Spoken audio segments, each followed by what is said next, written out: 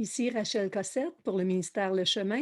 Nous entreprenons aujourd'hui notre 39e capsule des enseignements de l'Apocalypse chapitre par chapitre et nous allons découvrir vraiment les merveilles de ce dernier et final chapitre que nous ferons en deux capsules, la première aujourd'hui et la dernière la semaine prochaine.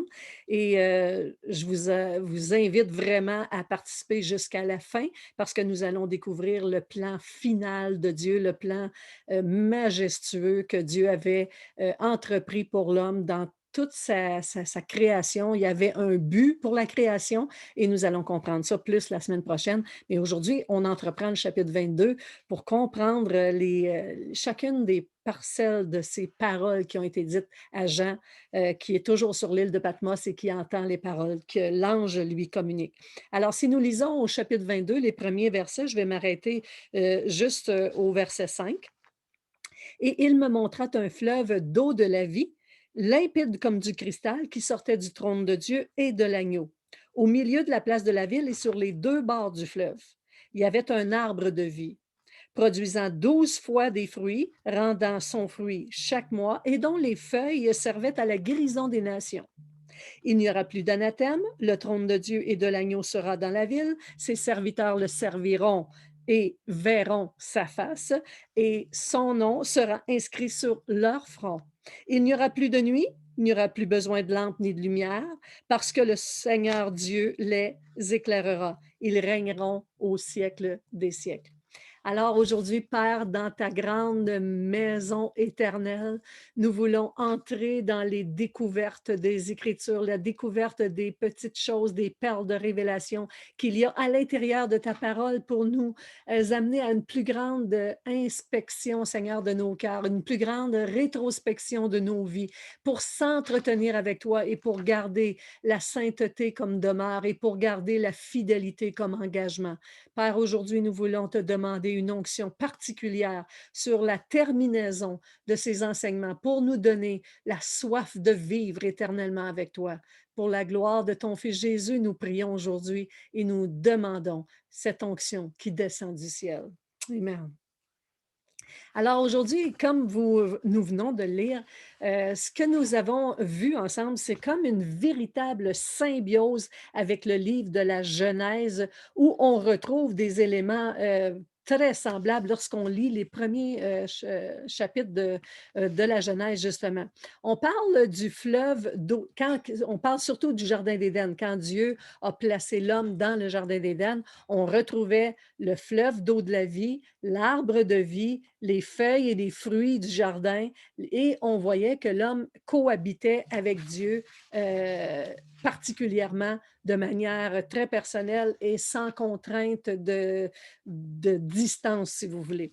Mais on va repérer ces quatre éléments-là, je vais en parler plus particulièrement, mais avant, je veux qu'on prenne part au fait que on est en train de découvrir à ce moment où on est avec le dernier chapitre, le chapitre 22, lorsque Jean a cette révélation, on arrive au terme de l'accomplissement des Écritures, de l'accomplissement du plan final de Dieu avec l'homme. Mais ce n'est pas que la fin est une fin en soi puis qu'il n'y a plus rien après. C'est une fin à l'exercice, si vous voulez, que l'homme avait de se tenir devant son Dieu et de faire partie de l'épouse qu'il s'est choisie pour l'éternité. On va mieux comprendre ça la semaine prochaine lorsque je ferai une étude là-dessus. Mais l'homme, on voit qu'il retrouve tout ce qu'il avait perdu. À ce moment-là, il retrouve sa dignité, sa longévité, il retrouve vraiment tout ce qu'on lui avait volé au départ lorsqu'il a péché contre Dieu, lorsqu'il s'est laissé séduire par l'ennemi. Et ça aussi, ça faisait partie du plan de Dieu. Vous allez voir qu'il y avait une haute récompense pour ceux qui marchaient dans la droiture et qui ne se laissaient pas entraîner par la défaite qui avait été connue à travers nos premiers parents. Mais on va connaître ici vraiment que l'homme va retrouver tout ce qu'il a perdu, mais dans un niveau extrêmement supérieur qu'au début de la création. Ça veut dire que ce qui attend l'homme, ce qui attend la résurrection finale de tout ce qui va arriver, c'est plus grand que tout ce qui a été connu même dans le jardin d'Éden. Et pourtant, c'était une grande gloire. Et c'était meilleur, et c'est meilleur aussi que qu'est-ce qu'on a connu à travers le 1000 ans du millénium. Dans le nouvel Éden, qu'est-ce qui se produit là? L'homme, il est pas mis en face d'un arbre qui s'appelle l'arbre de la connaissance du bien et du mal. Il n'y aura plus aucune tentation qui va lui être donnée, ni aucun test qui va lui être donné, parce que tout le test a été fait par tous ces hommes, par tous ces humains qui ont reconnu Jésus comme étant le sauveur final, le moyen de se connecter à Dieu, de récupérer ce qui avait été volé. Mais l'homme va passer plutôt d'un état d'innocence, comme il était dans le Jardin d'Éden. Il était dans un état d'innocence avant de pécher. Mais là, il va passer d'un état d'innocence à un état de sainteté intemporelle. Ça veut dire qu'il va traverser les temps, ça veut dire qu'il va être éternel, en fait. Donc, il n'y aura pas la même présence, si vous voulez, de la connaissance du bien et du mal. Il va connaître ça, il va avoir connu ça, mais là, il va être dans un état de sainteté éternelle. Il n'y aura plus de tests à passer. Il y a aussi un fleuve d'eau de la vie qu'on a cité ici dans ça. La source d'eau du millénium qu'on a connue précédemment dans les autres capsules, elle fécondait la région autour de la ville, puis elle assainissait toute la mer Morte. Rappelez-vous de ça. Mais quand on la retrouve dans la Genèse, il y avait aussi un fleuve en Éden qui arrosait le jardin de Dieu et qui se divisait en 4 branches, si vous voulez. Tandis que le fleuve d'eau de la vie qui est présenté ici, qui sort du trône de Dieu, qui sort directement du trône de Dieu, lui, il va féconder plutôt tout le nouveau monde dans tout son ensemble. Si nous lisons le psaume 39, au verset 9 et 10, ça dit « Il se rassasie de l'abondance de ta maison », en parlant de tous ceux qui sont dans cette maison. « Il se rassasie de l'abondance de ta maison, tu les abreuves du torrent des eaux de délices, car auprès de toi est la source de vie, et par ta lumière, nous voyons la lumière. » Il est extraordinaire de contempler que ce nouveau fleuve n'est pas restreint à un endroit particulier comme le Jardin d'Éden ou comme la ville de Jérusalem au temps du millénium avec ses 4 sources d'eau qui vont abreuver la terre, mais celui-ci est un fleuve qui va vraiment abreuver tout le, tout le grand espace que nous ne connaissons pas présentement parce qu'il est inconnu à l'homme puisque les nouvelles choses sont passées. Donc, tout ce que ce fleuve-là va féconder va être beaucoup plus grand que ce qu'il fécondait au temps de la Genèse et au temps du millénium. Donc, après ça, cet arbre de vie-là, ça nous dit qu'il est au milieu sur les 2 bords du fleuve. Qu'est-ce que ça veut dire, ça? Un arbre au milieu du trône, il est au milieu sur les 2 bords du fleuve. Comment est-ce que ça peut être fait?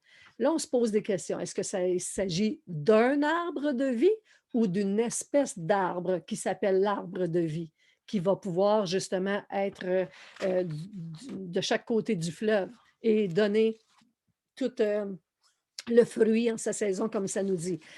Par exemple, quand on parle, si je vous donne l'exemple d'un arbre aujourd'hui, si je vous dis l'érable pousse en Amérique du Nord, on parle de l'érable à sucre ici, bien, je ne parle pas d'un seul érable, je parle de l'espèce d'arbre qui est l'érable. Fait que ça pourrait vouloir dire ici que vu que l'arbre est sur les 2 bords du fleuve à la fois, ça pourrait être l'espèce d'arbre qui est l'arbre de vie qui va être attribué à toute la population éternelle qui va passer l'éternité avec Dieu, va manger de cet arbre, des fruits de cet arbre pour l'éternité. L'arbre dont l'accès avait été enlevé à Adam et Ève, pardon, à cause du péché qu'ils avaient commis, à cause qu'ils étaient devenus pécheurs, cet accès à cet arbre-là leur avait été enlevé. Mais c'est quasiment un bonheur, pardon, c'est quasiment une chance que cet arbre-là leur fut enlevé parce que cet arbre-là donne la vie, c'est-à-dire qu'il permet la longévité éternelle. Si Adam et Ève, comme pécheurs, avaient continué d'avoir accès à l'arbre de vie, c'est-à-dire à la longévité éternelle, Ça veut dire qu'ils n'auraient jamais pu se retrouver dans l'absence du péché ou reconnaître, ils auraient vécu éternellement dans la maladie, dans la possibilité de mourir aussi, mais dans la souffrance, dans la détresse. Tout ce que nous connaissons aujourd'hui aurait été éternel. C'est-à-dire que puis plus ça va, plus le péché s'accroît sur la terre, plus le malheur de l'homme s'accroît aussi, plus le vide intérieur se fait placer. Maintenant, l'homme n'aurait jamais pu participer à la nature divine que nous allons connaître à cause du sacrifice de Jésus sur la croix. Il n'aurait jamais pu être libéré de la malédiction du péché qui était complètement sur lui. Fait que l'état de sainteté ne lui aurait jamais été possible. Donc, l'arbre de vie, Dieu a eu la bonté de le retirer et de raccourcir la vie d'un être humain, la longévité de la vie d'un être humain, pour qu'il puisse justement ne pas avoir à passer l'éternité dans cette condition-là. Alors, il a trouvé un moyen pour que cette condition soit courte et qu'il puisse avoir un engagement avec sa création et avec le diable qui avait pris possession de la terre, vu que Dieu tient toujours sa parole et que l'homme à qui la terre avait été donnée en héritage a remis cette terre-là entre les mains de son nouveau père, si vous voulez. Rappelez-vous quand Jésus avait dit, vous avez comme père le diable, bien c'est ce qu'il voulait dire à tous ceux qui sont descendants du péché. Nous avions comme père le diable et le seul moyen de ne plus avoir le père que nous avions, c'est de changer de père. Et pour ça, pour changer de père, il faut changer de famille. Pour changer de famille, il faut reconnaître que nous étions dans une mauvaise famille. La famille du diable est une mauvaise famille qui va nous conduire à la défaite, à la destruction. Tandis que la famille de Dieu, pour avoir Dieu comme Père, nous devons absolument, comme les pages mur à mur de toute la Bible confessent que Jésus-Christ est Seigneur et qu'il est le Rédempteur de notre vie, c'est le seul moyen pour nous d'aller dans la présence du Père et de changer du royaume des ténèbres qui appartenait à notre ancien père Satan et de devenir des enfants de Dieu. Rappelez-vous une chose, on l'a dit à quelques reprises, mais je veux le répéter ici, la plupart des gens ont été mal enseignés disant qu'on était tous des créations de Dieu, ça c'est vrai, mais qu'on est tous des enfants de Dieu, ça c'est faux. Parce que Jésus lui-même va dire, vous avez comme père le diable, puis si vous mourrez dans vos péchés, vous allez connaître vraiment, vous allez mourir dans vos péchés si vous ne reconnaissez pas qui je suis. Fait que Jésus, encore une fois, et la Bible, comme je le dis, d'un couvercle à l'autre, parle de la rédemption de nos âmes, le moyen de salut, qu'aucun homme ne peut l'atteindre et que nous devons nous convertir à Jésus-Christ pour le pardon de nos péchés. Il n'y a pas d'autre Dieu sur la face de la terre qui soit véritablement un Dieu. On en a inventé beaucoup, nous les humains. On en a fait, nous, des religions. On en a fabriqué, nous, des statues puis des voies de méditation. Mais le seul moyen d'aller vers Dieu le Père, c'est d'avoir le Fils. La Bible dit clairement que si tu as le Fils, tu as le Père, mais si tu n'as pas le Fils, tu n'as pas le Père. J'ai l'impression de répéter ici, si vous avez entendu les autres capsules, mais au cas où tu sois pour la première fois en train d'entendre une de ces capsules, il est important que tu saches que tu n'es pas propriété de Dieu tant et aussi longtemps que tu n'en décides pas ainsi.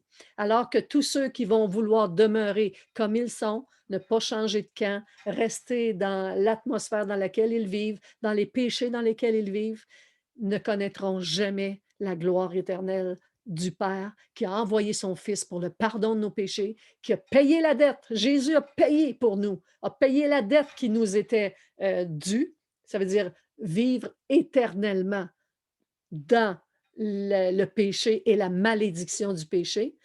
C'est pourquoi Dieu a enlevé l'arbre de vie et qui va le replacer à l'endroit où tous ces rachetés, tous ceux qui pendant leur pèlerinage sur la terre ont désiré chercher Dieu, connaître Dieu véritablement, ne pas vivre simplement comme des gens à tout vent, toute doctrine, mais confessé à Dieu, qui a vraiment revêtu le manteau de la délivrance qui ne s'obtient que par le sacrifice que Jésus a eu sur la croix à Golgotha, il y a près de 2000 ans déjà.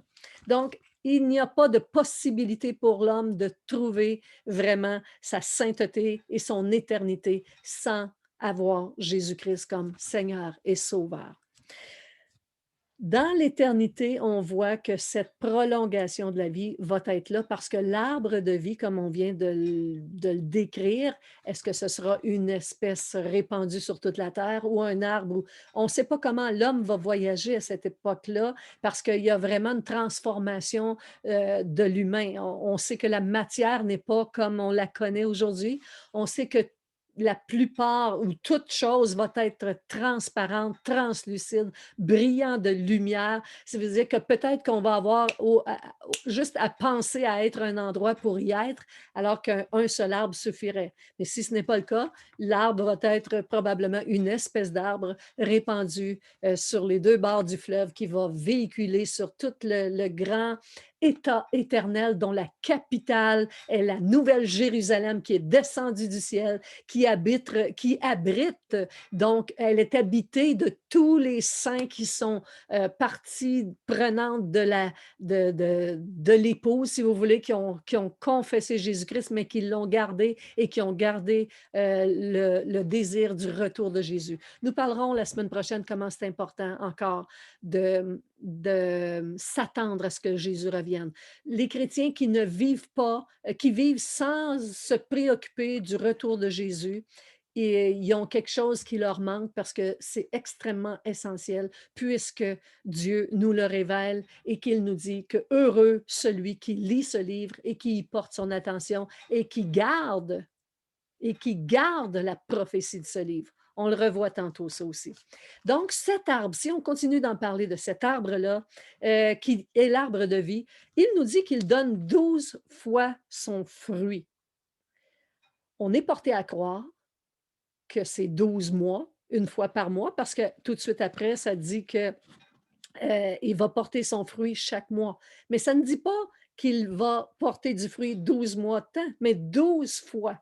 Donc, si moi je parle de mon pommier qui a produit 10 fois ses fruits, son fruit, ça ne veut pas dire qu'il a porté 10 fois 10 mois de temps, ça veut dire 10 fois plus, 10 fois ce qu'il avait l'habitude de produire. Donc, l'arbre de vie produira probablement 12 fois la croissance de son fruit. Et ce sera intéressant de vraiment s'appliquer à comprendre que, parce qu'on sait que dans le temps de l'éternité, le temps en lui-même est terminé. Le temps n'existe plus. Pourquoi est-ce que l'apôtre Jean va parler que cet arbre-là va rendre son fruit chaque mois? C'est probablement pour lui un moyen d'exprimer ce qu'il voit. C'est que l'arbre produit 12 fois la croissance qu'il a, puis à répétition et à répétition. Et peut-être que Jean n'a pas d'autre langage que des mois ou des années ou des jours pour dire ces choses-là, mais on sait par toute la couverture de toutes les prophéties bibliques que le temps n'existera plus, que ça sera éternel, que pour Dieu, un jour, c'est comme 1000 ans, c'est comme un jour. Fait que ça ne sera, peut-être qu'un mois, ça va exister, mais ce ne sera pas des mois comme on connaît, parce que c'est éternel et ça se répète et ça se répète et ça se répète, parce qu'il n'y a pas de fin, il n'y a pas de laps de temps déterminé. Pourquoi est-ce qu'on dit que ces feuilles vont guérir les nations? Puisque la maladie n'est plus là, ni la mort, ça n'existe plus. La mort a eu son terme, on l'a vu dans les derniers chapitres, qu'il n'y avait plus de mort. Ben, c'est justement parce que ces feuilles-là sont là pour conserver la santé du nouveau monde dans lequel on va vivre éternellement. Fait que ce n'est pas des feuilles pour guérir des maladies qu'on attraperait, c'est des feuilles qui vont, c'est-à-dire que le fruit et l'arbre et ses feuilles vont nous donner une guérison permanente, c'est-à-dire qu'on n'attrapera plus jamais rien et que tout ce que nous aurons sera éternellement bon et bien, sans maladie, sans mort, sans conséquences. Et toute notre nourriture va devenir une nourriture, pardon, qui va nous donner les essences dont on a besoin pour ne jamais mourir. Alors, Jean, on prétend que c'est ça, on n'a pas la science absolue, mais on sait pour sûr qu'il n'y aura pas de temps, que le temps s'achève à la fin du millénium. C'est maintenant le nouveau monde, la nouvelle création, les nouvelles choses, le nouvel état éternel, les nouvelles dimensions, les nouvelles révélations aussi qu'on va avoir de Jésus-Christ. On sait aussi que dans la Genèse, dans le Jardin d'Éden, Adam et Ève connaissaient particulièrement quelque chose de savoureux, c'était sa cohabitation avec les hommes, c'est-à-dire sa cohabitation avec Dieu. Ils vivaient avec Dieu, ils parlaient avec Dieu face à face. Et maintenant, on sait que depuis la déchéance, depuis la chute d'Adam et Ève, euh, cela n'est plus possible. Ça dit que maintenant que nous sommes devenus des mortels et des pécheurs, si on voit Dieu, euh, on va mourir. Et on va voir quelques passages. Je vais vous partager ici la capsule dans laquelle on est en train de parler. Et je vais vous montrer ici, euh, pardon, juste ici. On a ici plusieurs versets qui nous parlent justement que si on voit la face de Dieu pendant ce temps dans lequel nous vivons présentement, nous pourrions en mourir. Voici ce que nous dit l'Exode chapitre 33, verset 20. L'Éternel dit, tu ne pourras pas voir ma face, car l'homme ne peut me voir et vivre. Donc, il mourrait si c'était le cas. Jean, c'est à Moïse qui dit ça. Puis on sait que Moïse a été très près de Dieu, que même il entrait dans sa présence, mais il ne pouvait pas voir sa face. Même Dieu, il dit, je ne te montrerai pas ma face. Lorsqu'il est venu sur la montagne, il lui dit, parce que l'homme ne peut pas me voir et continuer de vivre. L'évangile de Jean, chapitre 1, verset 18, Jésus dit, personne n'a jamais vu Dieu. Seul le Fils unique qui est dans le sein du Père, c'est celui-là qui va le faire connaître, mais ils ne l'ont pas vu visuellement parlant. 1 Timothée 6, 1 Timothée, je pense, c'est chapitre 6, là, ça dit Seigneur, verset 16, pardon, ça dit de Jésus qu'il est le seul immortel à l'époque où il était là, mais qui va habiter une lumière inaccessible que nul homme n'a vue ni ne peut voir. Présentement, nous ne pouvons pas, c'est pas accessible à nos yeux de voir cette gloire de Dieu sans mourir. Puis Jean 4,12 nous dit la même chose, personne n'a jamais vu Dieu. Jean 8,44, nous allons le lire plus tard, c'est pour autre chose qu'on va le dire celui-là. Donc, regardons ici le chapitre 22 à partir du verset 10, 6 jusqu'à 10. Nous allons lire ensemble ces passages. Regardons 6 à 10 maintenant. Il me dit, ces paroles sont certaines et véritables. Et le Seigneur, le Dieu des esprits des prophètes, a envoyé son ange pour montrer à ses serviteurs les choses qui doivent arriver bientôt. Et voici, là, c'est l'ange qui parle au nom de Jésus.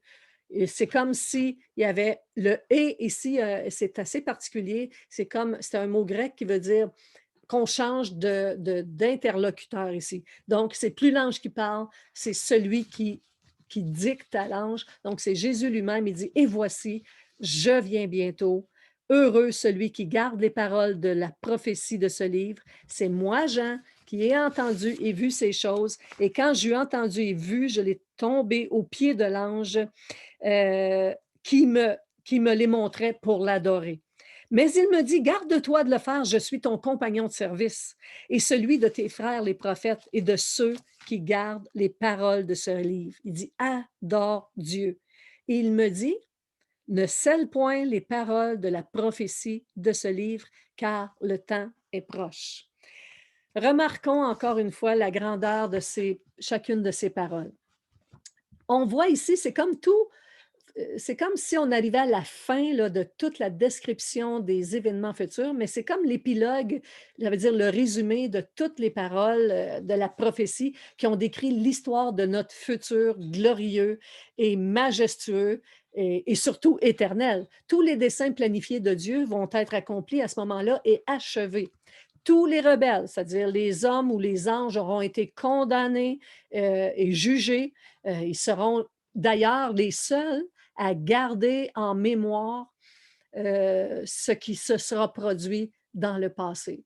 Parce que pour nous, les rachetés de l'Éternel, ça dit que peut-être dans la période du millénium, on s'en souvient, mais dans la période, c'est pas peut-être, c'est sûr, mais dans la période éternelle, ça dit que tout a été effacé. On ne se rappellera plus les choses du passé. On va maintenant vivre dans les choses éternelles pour l'éternité, sans plus se soucier de comment ça s'est produit, mais qu'on nous serons éternellement avec Dieu, saints, irrépréhensibles, sans reproche, et plus jamais le péché ne viendra nous atteindre, parce qu'on l'a lu tantôt, c'est au siècle des siècles que nous serons avec lui. Maintenant, ce résumé-là, quand il dit ces paroles sont certaines et véritables, et le Seigneur, le Dieu des esprits des prophètes, le Dieu des esprits des prophètes. Chaque homme a un esprit. Et quand l'esprit de l'homme est touché par l'esprit de Dieu, ça dit que Dieu devient le Dieu des esprits de ceux qui vont prophétiser, des prophètes. Fait qu'on est un peu prophète de Dieu quand on reconnaît, on ressent les choses de Dieu et qu'on peut déclarer je parle pas du ministère de prophète, là, mais plutôt du don de prophétie. Mais ici, quand on parle l'esprit des prophètes, c'était vraiment le ministère de prophète. Alors, le Dieu des esprits des prophètes a envoyé son ange pour montrer à ses serviteurs les choses qui doivent arriver bientôt. Il le montre à ses serviteurs, les choses qui doivent arriver bientôt. C'est normal que le monde actuel, si vous n'êtes pas un enfant de Dieu, ne connaît pas les choses qui doivent arriver bientôt. Ils ont juste peur d'avoir entendu parler du 666 ou de l'Apocalypse en soi. Le mot Apocalypse leur fait peur, alors que pour nous qui sommes rachetés de l'Éternel, ce mot-là est plutôt un signe de délivrance parce que c'est Jésus qui revient. Dans toute sa félicité, on a compris que toute l'histoire de tous les événements que Jean reçoit sur l'île de Patmos concernant tout notre futur jusque dans l'éternité, bien, tout ça, ce sont des choses que Dieu a montrées à ses serviteurs, les prophètes. Et voici, je viens bientôt. Il dit ça parce que c'est comme un temps marqué où il dit: «Je viens bientôt, tiens-toi sur cette promesse». Heureux celui qui garde les paroles de cette prophétie. Reprenons ce que Jean a dit au début de l'Apocalypse, qui était à ce moment-là le prologue des événements et ça veut dire les choses qui allaient être démontrées pour l'avenir, mais quand on arrive au chapitre 22, c'est plutôt l'épilogue, c'est-à-dire le résumé de tout, la finalité, les choses qui avaient été dites, mais qui arrivent à leur terme. Mais au début de l'Apocalypse, chapitre 1, verset 13, 1 à 3, pardon, regardez ce que Jean dit. Révélation de Jésus-Christ que Dieu lui a donné pour montrer à ses serviteurs les choses qui doivent arriver bientôt. On vient de le lire dans le chapitre 22, c'est pratiquement les mêmes paroles par l'envoi de son ange à son serviteur Jean, lequel a attesté la parole de Dieu. Qui a attesté la parole de Dieu? L'ange. Euh, et le témoignage de Jésus-Christ, tout ce qu'il a vu. Heureux celui qui lit et qui entend les paroles de la prophétie. Heureux celui qui lit et qui entend les paroles de la prophétie et qui garde les choses qui y sont écrites, car le temps est proche. Voyez ici que l'ange est le compagnon de ceux qui gardent les paroles de Dieu, les paroles de la prophétie de ce livre particulièrement. Fait que les gens à qui sont adressées ces choses, c'est ceux qui gardent la parole de la prophétie de ce livre. Il est anormal qu'un chrétien né de nouveau ne s'inquiète jamais ou ne recherche jamais euh, l'endroit où il va passer l'éternité, qu'il ne se préoccupe jamais de son alliance avec le Dieu vivant et qu'il ne se préoccupe pas du retour de Jésus, parce que c'est ça, l'apôtre Paul va dire, c'est l'objet de notre espérance. C'est l'objet de celui qui est né de nouveau, qui a cherché l'Éternel de tout son cœur, de toute sa force et de toute sa pensée. C'est celui qui attend parce qu'il sait que l'époux doit revenir. Et la Bible est couverte de ce message puissant de l'éternité, du retour de Jésus. C'est pas normal qu'on n'en parle pas du retour de Jésus, parce que vous savez que le plan initial de Dieu, c'était de se trouver une épouse. Nous en parlerons davantage succédemment. Maintenant, allons au verset 10 jusqu'à la fin ici. Ben, pas tout à fait la fin parce que je veux m'arrêter peut-être au verset 15. Donc, si on lit du verset 10 jusqu'à 15, voici ce que ça dit. Et il me dit, ne scelle point, bien là, ça je l'ai dit tantôt, c'est le verset 10, là. Ne scelle point les paroles de la prophétie de ce livre, car le temps est proche. Que celui qui est injuste soit encore injuste, que celui qui est souillé se souille encore, et que le juste pratique la justice, et que celui qui est saint se sanctifie encore. Voici, je viens bientôt, et ma rétribution sera avec moi pour rendre à chacun selon ce qu'est son œuvre. Au verset 13, je suis l'alpha et l'oméga, le premier et le dernier, le commencement et la fin. Heureux ceux qui lavent leur robe afin d'avoir droit à l'arbre de vie et d'entrer dans les portes de la ville. Dehors, les chiens, les enchanteurs, les impudiques, les meurtriers, les idolâtres et quiconque aime et pratique le mensonge. La semaine prochaine, nous reverrons les derniers versets de ce passage-là et nous ferons la finalité de cette grande découverte qu'est le ministère de l'épouse de Christ. Donc ici, il nous parle précisément, il dit à Jean, scelle pas les paroles de la prophétie de ce livre, ne les scelle pas. Ça veut dire, parce que, pourquoi qu'il dit de ne pas les sceller? Car le temps est proche. Pourtant, quand les mêmes révélations ou approximativement des révélations très particulières qui se retrouvent dans les chapitres de l'Apocalypse concernant l'Antéchrist surtout, a été révélé à Daniel, la petite corne. Vous vous souvenez de toutes ces études qu'on a faites sur la corne, l'animal terrible et cette petite corne qui surgissait des 10 cornes qui devenait l'Antéchrist. On a parlé de tout ça. Et Daniel, quand il reçoit ces informations-là, Dieu, il lui dit, en ces termes, écrit toutes ces choses, mais toi, Daniel, tiens secrète ces paroles et scelle le livre jusqu'au temps de la fin. À lui, il lui dit de sceller le livre, tandis qu'à Jean, il lui dit ne scelle point le livre parce que le temps est proche. Donc, pour Daniel, c'était très loin, c'était pour les temps de la fin. Il dit plusieurs la liront et la connaissance augmentera. Même dans le chapitre 12, verset 26 de Daniel, il dit, pour toi, tiens secrète cette vision, car elle se rapporte à des temps éloignés. On sait que le temps pour Dieu en ce moment est marqué. Le temps où il a créé le monde était marqué. Le temps où la chute de l'homme s'était marqué. Le temps où il devait revenir sauver les hommes était marqué. On sait qu'il accomplit les fêtes de l'Éternel. Vous avez suivi avec moi tous les rangs de résurrection, les fêtes qui vont être célébrées à cause que Jésus met justement de manière flagrante devant nos yeux l'accomplissement des prophéties bibliques de l'Ancien Testament jusqu'au Nouveau Testament, de toutes les fêtes de l'Éternel qui avaient été prononcées.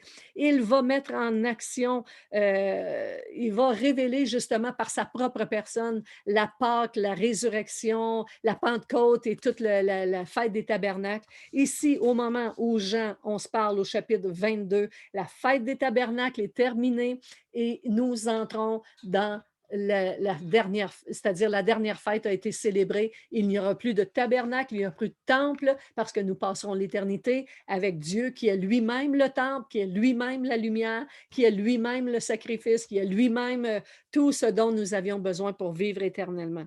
Donc, nous avons traversé vraiment des générations et des générations d'informations dans ces derniers chapitres et nous voulons comprendre à nouveau, ben, juste lire quelques versets bibliques qui nous disent effectivement que le temps de Dieu est marqué. Je vais juste vous partager pour que vous puissiez prendre note des versets bibliques qui sont inscrits.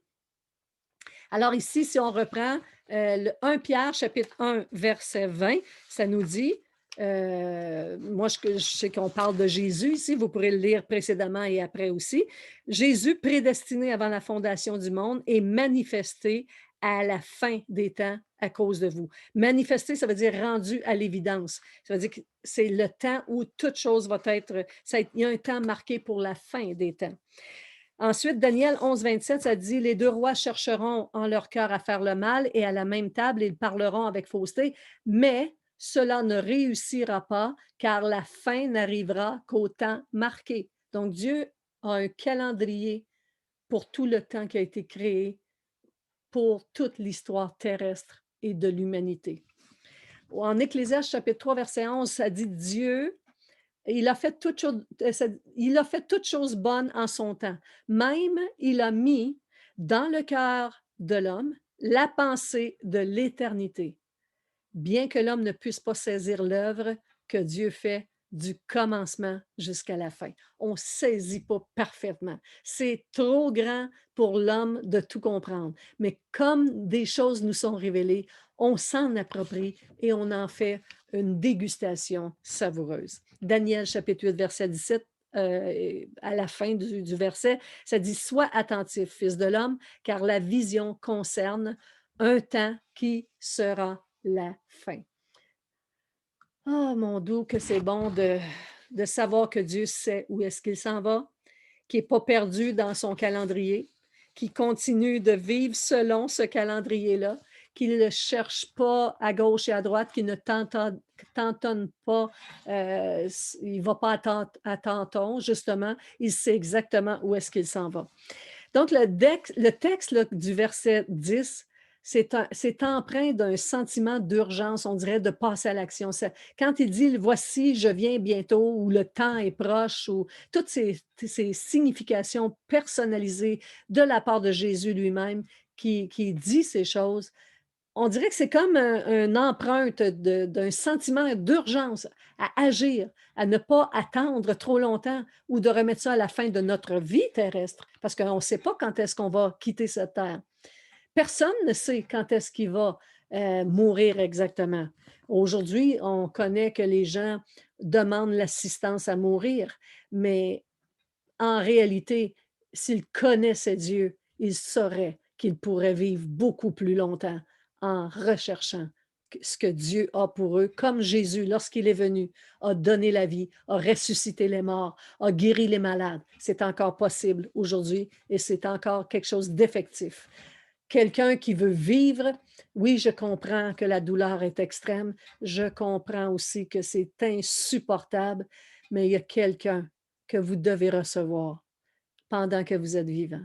Et c'est ce Fils du Dieu vivant, ce Jésus que nous avons crucifié, nous, les terriens. Le peuple juif, oui, mais nous aussi. Nous le crucifions chaque jour lorsque nous n'acceptons pas ce qu'il a à nous dire, parce que son désir et son cœur le plus grand, en ce temps de bénédiction de la terre, il permet et il promet aux hommes qui viendront à lui de leur donner la vie éternelle, la vie dans cette cité qui est promise de la part du Père, de la part de Dieu lui-même. Cette cité que Jésus est allé nous préparer, il dit, je m'en vais vous préparer une place. Il dit, si ce n'était pas ça, je vous le dirais, mais je vous le dis, je m'en vais vous préparer une place. Et là où je suis, vous serez avec moi.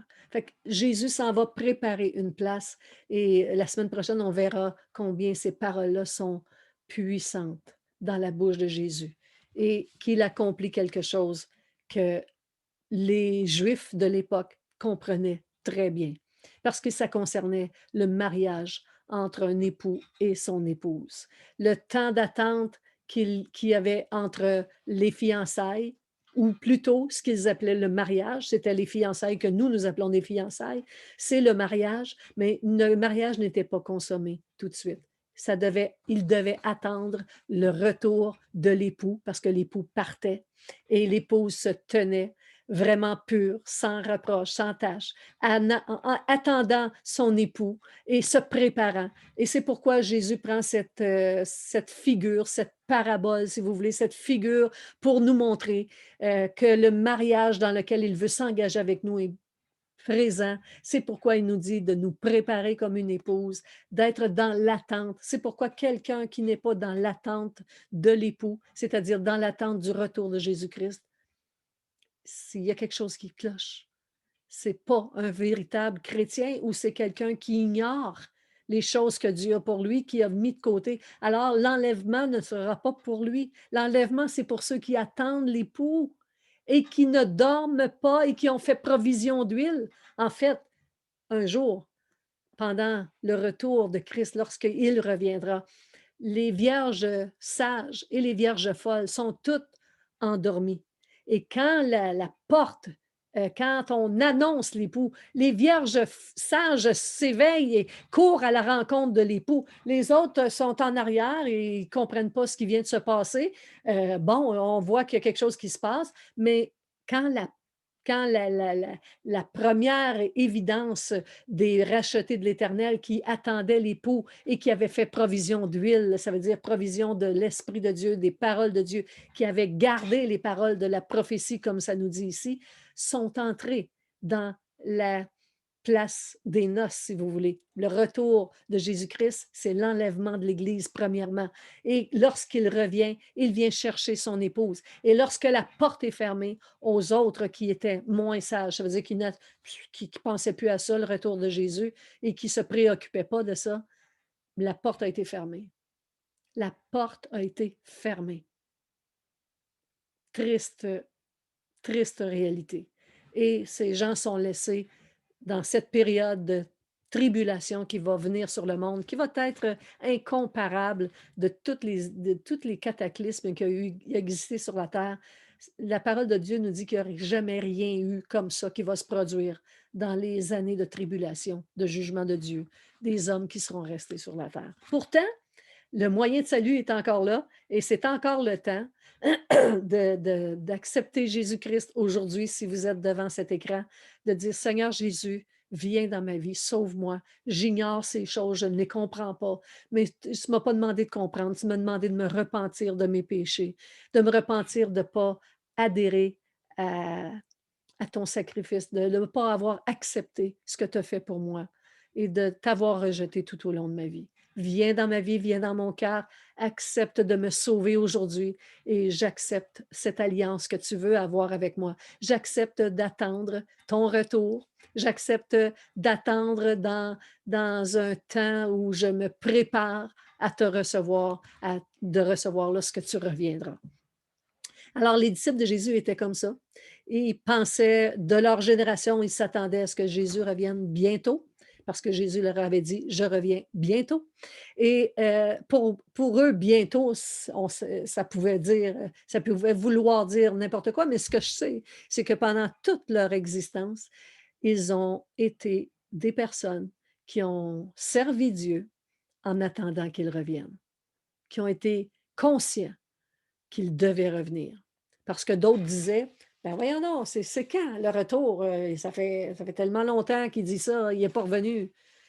À quand les promesses de son retour? Soyez certains qu'il y a un temps marqué. Et si nous mourons avant le retour de Jésus, nous aurions dû espérer son retour et se préparer à son retour. Parce qu'il y aura un retour. Parce que quand il revient chercher les gens qui ne seront pas morts, peut-être, mais les premiers qui vont monter à la rencontre du Seigneur, c'est ceux qui auront attendu son retour, mais qui sont décédés. Ça dit les morts en Christ premièrement, et ensuite, nous, les vivants, nous irons à sa rencontre. Fait qu'il faut être dans l'attente comme du retour de notre Messie comme les Juifs s'attendent au nouveau, au royaume de Dieu établi sur la terre. Et ici, voici que il va dire une chose intéressante. Au verset 11, il dit que celui qui est injuste soit encore injuste, que celui qui est souillé se souille encore, que le juste pratique encore la justice et que celui qui est saint se sanctifie encore. Là, il dit ça à ce moment-là. Pourquoi est-ce qu'il ne nous dit pas que celui qui est injuste se corrige de son injustice? Non, il est en train, c'est comme s'il est en train d'énumérer ce qui est en train de se produire actuellement. C'est comme s'il disait tous les injustes vont continuer d'être injustes. Ceux qui se souillent, ils vont se souiller encore. Celui qui pratique la justice, lui, va vouloir pratiquer encore plus la justice. Puis celui qui est saint, il va se sentir. C'est comme s'il y avait une distinction qui va se faire de plus en plus large entre ce qui est saint et ce qui est profane, ce qui est impur, ce qui est de péché. Il nous avertit que ces choses-là vont être dans le cœur des hommes de notre génération. Au verset 12, il dit, voici, je viens bientôt et ma rétribution est avec moi pour rendre à chacun selon ce qu'est son œuvre. Je suis l'alpha et l'oméga, le premier et le dernier. Il est le premier de quoi et le dernier de quoi? Le premier du temps et le dernier du temps. Parce que Jésus lui-même est éternel. Il n'a pas commencement ni fin. Il dit, je suis le premier et le dernier. Et donc, il est l'assemblée, il fait partie de l'assemblée des premiers-nés, bien évidemment, mais il est le premier entre toutes choses. Le premier qui a... Toute la terre a été créée pour lui. Je ne sais pas si vous étiez comme moi dans ma vieille religion, on disait par lui, en lui et pour lui. Toutes ces choses-là, c'est tellement réel, mais on les dit tellement de manière banale qu'on n'en comprend aucunement le sens. C'est par lui que le monde a été fait. C'est pour lui que le monde a été fait. C'est en lui que le monde a été créé. Le temps, cette génération, cette époque temporelle, Jésus en est le commencement et il en sera la fin. Et tout ça pour venir se chercher une épouse.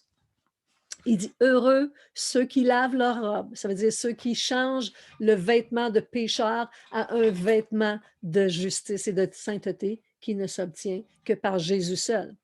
Il dit, heureux ceux qui lavent leur robe afin d'avoir droit à l'arbre de vie et d'entrer dans les portes de la ville. Alors nous entrerons là. Heureux ceux-là. Heureux, Jésus dit. Là, c'est Jésus qui parle. C'est comme je vous disais tantôt, c'est comme s'il a repris le micro. Il a repris c'est lui qui est sur le stade, sur l'auditorium. Et c'est lui qui parle. Et c'est lui qui est sur la scène et qui dit, heureux ceux qui lavent leur robe afin d'avoir droit à l'arbre de vie et d'entrer dans les portes de la ville. Maintenant, si vous êtes de ceux qui n'ont pas accepté Jésus-Christ, il dit dehors les chiens, les enchanteurs, les impudiques, les meurtriers, les idolâtres et quiconque aime et pratique le mensonge. C'est-à-dire, la Bible nous dit que celui qui a l'amour de la vérité va aimer Dieu, va trouver Jésus. Mais celui qui aime le mensonge et qui pratique le mensonge ici, c'est celui qui a comme père le diable. Rappelez-vous ce que nous disait Jésus lorsqu'il a dit « Vous avez comme père le diable ». Il disait « Vous voulez accomplir les désirs de votre père. Il a été meurtrier dès le commencement. Il ne se tient pas dans la vérité parce qu'il n'y a pas de vérité en lui. Lorsqu'il profère le mensonge, il parle de son propre fond. Ça ne vient pas de Dieu, car il est menteur et le père du mensonge. » Et Jésus va dire à tous ceux qui pensaient être des gens politiquement corrects, dans le sens de religieux correct, et qui parlaient de Dieu, il leur dit, vous avez comme père le diable. Alors, aujourd'hui, si vous entendez sa voix, ne restez pas des enfants des ténèbres. Ne restez pas dans la noirceur. Demandez, il y a un voile qui a été placé sur nos cœurs. On ne sait pas ces choses-là si on ne les lit pas. On ne comprend pas les choses de Dieu si on n'a pas cette nouvelle nature qui vient de la nature divine qui vient de l'Esprit de Dieu. Et pour ça, on doit être passé des ténèbres à la lumière. Ne restez pas sous l'effigie du malin, sous l'effigie du père des mensonges. Ayez comme père Dieu seul. Alors changez de territoire et le seul qui peut vous faire traverser d'un monde de ténèbres à un monde de lumière, du monde du malin, c'est-à-dire ayant comme père le diable, à un autre monde ayant comme père Dieu, le seul qui est entre les deux, c'est Jésus-Christ, Dieu lui-même, le Fils, qui est venu en chair faire un pont entre les deux mondes. Et pour cela, avec ces gens-là, avec ces personnes-là, il va se fabriquer ou s'édifier, si vous voulez, ou se chercher une épouse. Soyez de ceux qui entendent sa voix.